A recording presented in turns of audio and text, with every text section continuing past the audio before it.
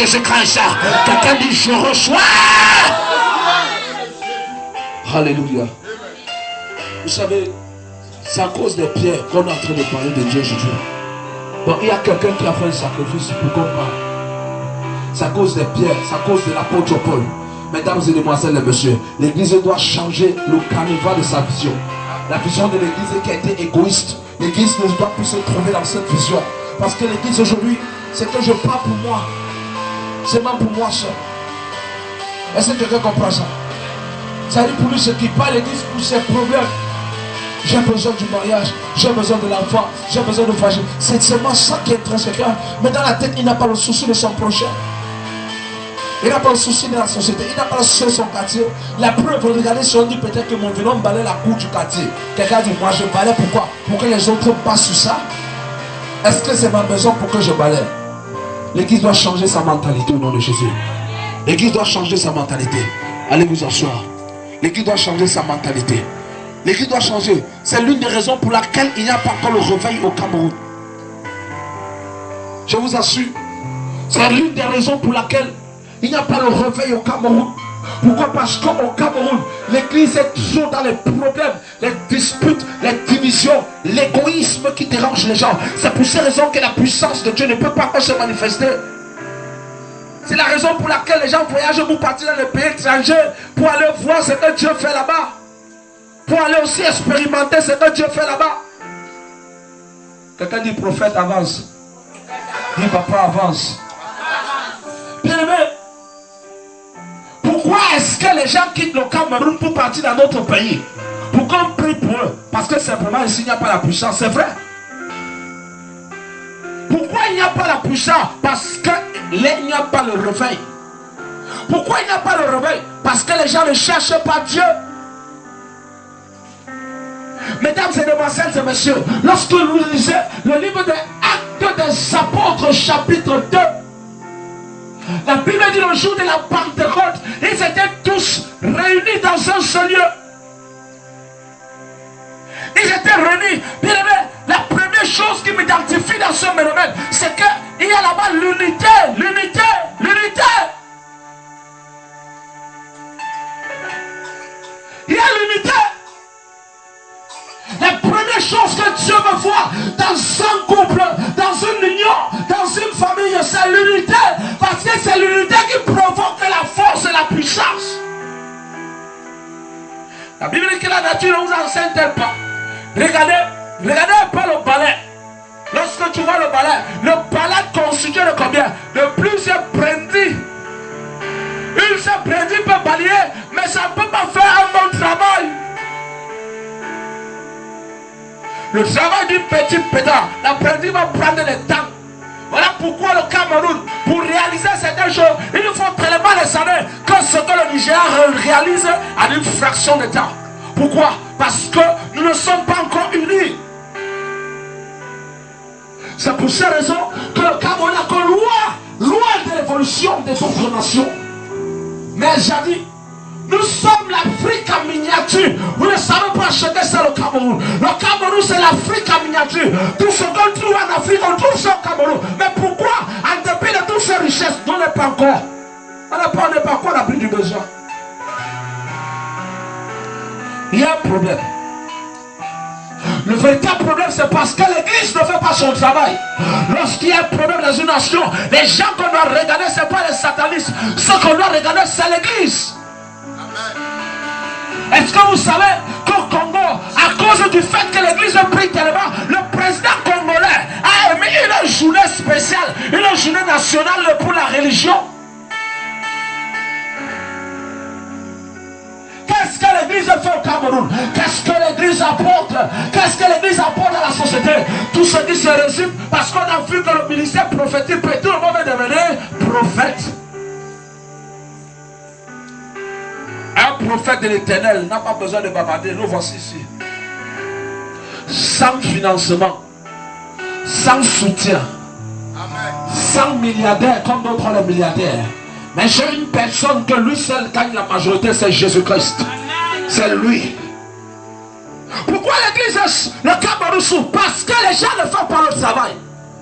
Quand ça soit, on pointe le doigt, telle personne a détourné, telle personne, là-bas on a pointé le doigt, on a pointé le doigt à l'église.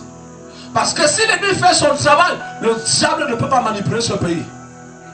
Si l'église a son poste, le diable ne peut pas manipuler. Pourquoi est-ce que le Cameroun est en train d'être troublé? C'est parce que l'église n'est pas à son poste. L'église n'est pas encore fait faire ce qu'il faille faire. L'église n'est pas en train de dire ce qu'il faut dire. L'église est en train de décliner ses responsabilités parce qu'il cherche son gain personnel. Regardez aujourd'hui ce qui se passe. Tel ouvrier d'église, 2 mois après il part au Canada. Dès qu'il y a eu l'argent, les dîmes, il part au Canada. L'autre ouvrier d'église, 2 ans après il n'abandonne pas. Pourquoi? C'est pas aller faire les perspectives.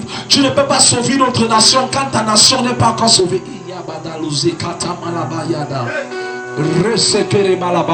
Voilà pourquoi il faut que dans cette nation, un prophète se lève dans cette nation.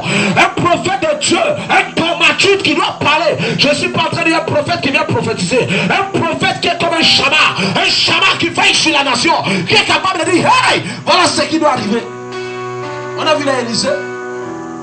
Élisée, la Bible dit que quand le peuple voulait la guerre, Élisée trahissait la stratégie de l'armée adversaire qui devait affronter les enfants d'Israël. Jusqu'à ce que tous les ennemis d'Israël disaient toujours que hey, quand tu veux t'attaquer aux gens là, non, ils ont là-bas une personne qui va trahir toutes vos stratégies. Quelqu'un dit prophète avance. Quelqu'un dit prophète avance. Bien, mais là est grave. C'est pour ces raisons qu'aujourd'hui, je suis venu pour être partisan. Je te convoque à être partisan d'un nouveau réveil. Il y a un réveil qui doit commencer. Et je sais que dans ce ministère, quelque chose va commencer. C'est pour ces raisons que j'ai pris d'abord déjà un programme de 7 jours à jeûne. Donc toi aussi tu es invité à faire part de ce programme de 7 jours à jeûne. 7 jours de jeûne, de prière, de supplication, de remords, d'intercession devant le Seigneur. Bien aimé, le Seigneur m'a fait comprendre une chose. C'est la qualité d'intercession qui détermine la qualité d'élévation et qui détermine la quantité de ton altitude. Tu me suis, non? Tu me suis? Tu me suis? Est-ce que quelqu'un comprend? Dis amen, je continue. Dis amen plus fort, je continue. Bien aimé, est-ce que tu sais que c'est la prière qui détermine ton attitude et ton attitude détermine ton altitude? En d'autres termes, la prière détermine ton altitude. Ton altitude est déterminée par la quantité et la qualité de prière que tu fais. C'est pour ces raisons je reprends mon manteau d'intercesseur. Je veux commencer une intention bizarre dans ce ministère. Même pendant 3 heures de temps, même pendant 2 heures de temps. Parce que c'est la quantité de prière que tu mets qui détermine la quantité de puissance qui entre en toi. Je veux que vous soyez tous les manifestants du surnaturel. Que ce n'est pas simplement le pasteur. Toi, tu dois être capable de manifester. Parce que si le Dieu que nous disons, qui est grand plus que les galaxies, doit habiter en toi, tu dois être capable de faire que les choses surnaturelles se manifestent. Maman, je vais faire un programme ici, il y aura apparition de l'huile dans les mains des gens. Ah, c'est bizarre ce que je dis. Vous savez, ce qui dérange l'église aujourd'hui au Cameroun, c'est qu'il manque la connaissance. Et il manque la connaissance parce que l'église au Cameroun, même les prophètes ne connaissent pas ce que c'est le ministère prophétique. Aïe, aïe, Yazabaya, je sens l'onction, je sens l'onction. Je sens l'onction, je sens l'onction. Mon fils me disait, papa, il faut focaliser tes énergies dans notre ministère. Déjà ça sur nous. Et il a raison, je comprends pourquoi. La personne qui va manquer les programmes est dans la perdre beaucoup de choses. Bien aimé, je suis sur le point de dévoiler une révélation bizarre que le monde ne connaît pas encore. Est-ce que vous savez, maman Clémentine, la Bible dit que Dieu est le créateur, le Elohim, le Dieu créateur du ciel et de la terre. Alléluia. Il a créé le ciel, la terre et toutes les galaxies. Quelqu'un me dit amen. Quelqu'un me dit amen. Amen. La Bible dit qu'il a créé les arbres. La Bible dit qu'il a dit que la lumière soit et la lumière fut. La Bible dit qu'il a créé les animaux. La Bible dit qu'il a créé la terre. On va voir comment il a créé toutes choses. La Bible dit qu'il a créé toutes choses. Regardez, regardez maintenant. Regardez maintenant. Regardez ce qui se passe. Maman Clémentine, mets-toi debout, je te dis quelque chose. Penses-tu que la Bible dit, Jésus dit que S'il vous ouvrez votre cœur, il habitera en vous. Qui? L'Elohim se réduit petit et habite en toi. Yesabaya. C'est lui déjà qui a créé toutes choses. Parvient à habiter en toi. Penses-tu que faire apparaître l'argent dans ta maison sera difficile? Penses-tu que guérir une maladie sera difficile? On n'aura pas besoin de prendre 10 000 temps ou une heure de temps pour chasser un démon. Parce que seule la présence seulement de ton corps suffit pour chasser les démons à 10 km. C'est pas la présence dans un village. Le sorcier du village connaît que tu es là. Le sorcier du quartier connaît que tu es là. Tu n'as pas besoin de partir dans sa maison. Parce que ta présence simplement couvre tout un terrain. Mesdames et demoiselles et messieurs, je suis en train d'emmener l'église de quelque part. Je vais te donner une révélation terrible. Aujourd'hui on a mis les gens dans l'église. Venez, on prie simplement pour vous et surtout. Je suis en train d'emmener de porter Dieu en toi qui va apporter tout. Ça veut dire que tu seras capable de manifester le surnaturel. Là on dit qu'on ne peut pas investir. Toi tu investis, tu réussis. Là on dit qu'on ne peut pas habiter. Toi tu peux habiter et tu restes tranquille. Là on dit qu'on ne peut pas entrer. Tu es capable d'entrer sans rien de donner. C'est pour cette raison que vous allez comprendre pourquoi Jésus disait: voici je vous ai donné le pouvoir de marcher sur les serpents, sur les scorpions et sur toute la puissance. On n'a pas dit une, on n'a pas dit deux, on dit toute la puissance. C'est pour ça qu'en ce moment là je ne crois pas qu'il y a un blocage dans ton village qui peut être local. Comment on chante? Quelqu'un dit alléluia. C'est pour ça que je ne crois pas qu'il y a un sorcier qui pourra encore passer pour ta tête. C'est pour ça que je ne crois pas qu'il y a une malédiction d'un arrêt grand-père qui va encore te retenir. Parce que quand la présence de Dieu sera effective dans ton corps, bien aimé, tu n'auras pas besoin de trop crier. Parce qu'un seul mot, tous les démons s'alignent. Dis amen très fort. Vous comprenez pourquoi l'église a un problème au Cameroun? Parce que l'église n'est pas encore chargée de la puissance. C'est pour ça que c'est pasteur. Tu vas leur demander: votre père spirituel c'est qui? C'est à l'extérieur, l'autre c'est en Afrique du Sud. L'autre est son père spirituel en France. Ton père spirituel c'est qui? L'autre son père spirituel au Ghana. Mon père spirituel. Ton père spirituel c'est qui? Mon père spirituel c'est Boucherie. Ton père spirituel c'est qui? Mon père spirituel c'est Pasteur Christ. Ton père spirituel c'est qui? Mon père spirituel c'est Tibi Joshua. Ton père spirituel c'est qui? Au Cameroun il n'y a rien. Il n'y a rien. C'est pour ça que quand Nocta va ressusciter mort, on va dire qu'il a attrapé la main. Parce que la mentalité des gens sont tellement limitées à ne pas comprendre le surnaturel. Tu fais les miracles, on dit que non, tu travailles avec le diable. Tu arrêtes les miracles, on dit que non, il est refroidi, c'est un parti tout. Vous voulez quoi au Cameroun? Les Camerounais ont une mentalité incrédule. Même lorsqu'ils voient, ils veulent toujours chercher à comprendre ce qui est derrière. Pourquoi? Parce que nos pères étaient habitués à prier seulement pour les maux de tête. Et au Cameroun, on sait que tel miracle, s'il fallait que ça se produise, non? Il y a seulement tel qui sont à la télé, je ne veux pas citer les noms. Mais si toi, tu sors de nulle part, mon frère, dans ton quartier, tu te lèves là, tu viens, tu dis que tu es malade, on a une guérie. Amélie fou. Si tu te lèves, toi la femme, tu es au quartier, tu dis que hey, il y a un accident qui va arriver ici là. Mais fiez-vous, elle a Amélie fou. Je suis en train de venir ressusciter. Je suis en train de venir susciter au sein d'une solution une race de prophètes.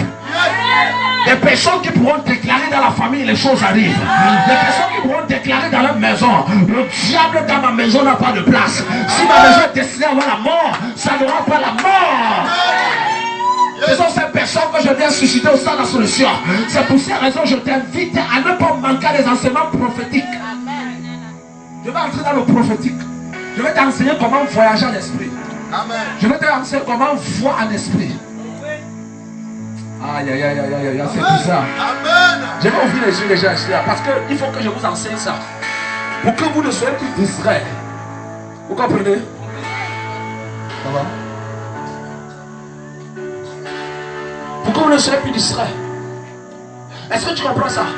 Regardez ce qui s'est passé, mesdames et demoiselles et messieurs. Lorsque Jésus, vous lisez dans le livre de Marc chapitre 8, vous allez voir que quand Jésus va amener l'homme aveugle devant Jésus, amen, qu'est-ce qui se passe? Qu'est-ce qui a influencé l'homme? Les esprits de quoi? Hein? Ouvrez la Bible, Marc chapitre 8. Marc chapitre 8. Laissez-moi, écoutez, les cultes ne seront plus comme vous avez l'habitude. Hein. Je vais être conduit par l'esprit. Quand il venait, il dit Seigneur, je ne sais pas ce qu'il veut parler. Il m'a dit va, je vais t'inspirer. Et moi, j'ouvrais ma boule, il dit que prends le contrôle, ma boule, là, il va arriver, j'arrive. Donc aujourd'hui, le culte, c'est devenu une religion. On a habitué, dès qu'on arrive à l'église, on fait la louange, on fait la dévotion. On a dit, mon frère, pour moi, je ne veux pas faire cette tradition-là. Je parle de vous aujourd'hui, on prêche seulement à Port-Rand. On parle de vous aujourd'hui, on chante, on rentre. Il faut qu'on soit conduit. On parle de vous aujourd'hui, quelqu'un prophétise et puis on rentre.